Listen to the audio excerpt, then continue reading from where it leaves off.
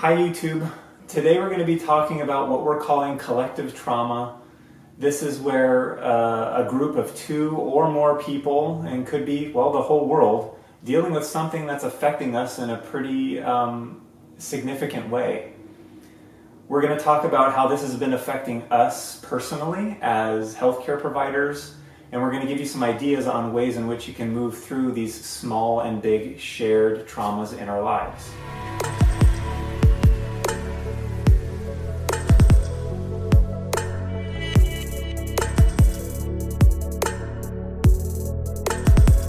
When you find yourself in a first group in your life, it's usually part of a family. And a lot of, our first 18 years or longer are spent with that first community, that family. And a lot of times traumas can happen there. Very normal, run-of-the-mill traumas, but everyone's affected, whether it's somebody getting sick, somebody graduating and moving away, or a whole host of things. And the beautiful thing about a shared trauma that's happening all over the world right now is that we all get to look in each other's eyes and immediately have some understanding about what the other person's going through. That can happen on a big scale, the whole world. That can happen on a small scale, in just two people or in a small family. In a lot of family structures, when there is something difficult that happens, whether it is a divorce or a loss, oftentimes it's not talked about or worked through. Fairly often people come in to therapy and I will ask them, that event sounded really hard. How did your family talk about it the next day? Well, we didn't. We never brought it up again. And that really keeps that experience really stuck. And that's why things like EMDR, eye movement desensitization, reprocessing can be really helpful in getting those memories and those associations kind of unstuck and processed. But you can also do things to check in about events, make sure that everyone's talking about what's happening, that you're working through it in the moment. A difficulty that's being experienced en masse, whether it's a family or larger, truly gives us an opportunity to then have collective healing, which is remarkable. And this year, 2020, is offering our entire planet the ability to collectively heal. And a lot of people out there watching this might see that as a pipe dream. But I think this is a possibility, an opportunity that we have in front of us. And when people think globally, when people think nationally, when people think community-wise, it always has to start with the individual. This has overlaps into things like voting, where many people will think that the one action tends to not matter. Or littering, where one piece of garbage doesn't matter. And clearly the understanding is that if we all thought that way, we'd have a big problem. Well, we can take that same logic, flip it on its head, and have a great, big, fat solution. So when it comes to collective healing, it always starts again with the person. My single self figuring out what's best for me and working within myself. And then, of course, working with the other person, whether it's a parent, a partner, and then bleeding out from there into the family, then the larger community. Many of us, especially when we're dealing with a great national, global issue that we can all point our fingers at on the news and say, goodness, if that person were doing different, we wouldn't be in this situation. Mm-hmm. If that group of people was thinking about doing things differently, we wouldn't be dealing with this in that way. And that may hold some truth, but at the end of the day, we have to make those decisions first and have it trickle outward. Trauma thrives in a closed system. So you always want to be looking at how can I open up this system and bring more ideas in, bring more, feelings and opinions and thoughts. When we really kind of isolate ourselves and close off the system, the trauma just kind of gets bigger and bigger. And so what you're saying is open the system up, talk to people, share with people, try and really move things outside of your own inner self, outside of your family, and into the larger community. This is an idea that has popular followings. A lot of people can get behind this idea, but it's actually quite hard for a lot of modern people to practice. Right. It's very difficult when you're experiencing fear to not close up and to not reinforce xenophobia, or they are wrong and we are right. We understand, they do not. And that really has transpired for the entire of human civilization. This is just another iteration of the same. It happens to be the biggest one of anyone alive in their memory, in their collective consciousness. But we've, as a globe, gone through many worse things many times before, and we're still here. I was thinking about how this is such a unique time to be a health practitioner, because we are going through the exact same thing that the people that are coming in for us for support are dealing with. Being a healthcare provider has put me in a unique position to be one of those people doling out answers to those people coming in with fears and questions about what's going on in the world. And while I've done my best to stay informed and to communicate knowledge and wisdom, that it's been difficult for me. Because this was actually a challenge for me even before this started, was this difference between being a person that people come to who want answers to everything, and being honest with my patients and with myself, really, about that I'm not a one-stop shop for all knowledge. I will never be that for everybody. And to really present a whole self that's true to my imperfections as a human being.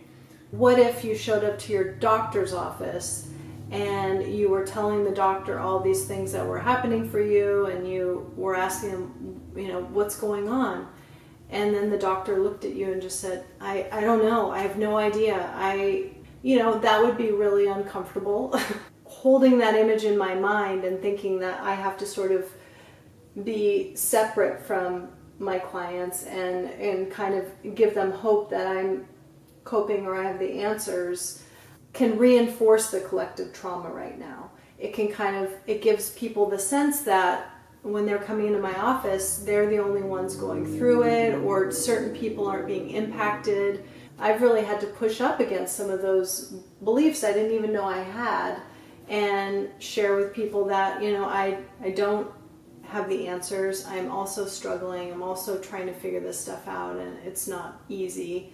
This year in 2020, I found myself straddling that line along with all of my patients to, number one, be informed, but to not re-traumatize myself every time I look at a statistic or a headline, and take a step back and understand that this, as far as media is concerned anyway, this is just another version of what's been around for decades in terms of the way news is shared, how commercials work when you're taking a break from that news and then coming back to more essentially fear generation.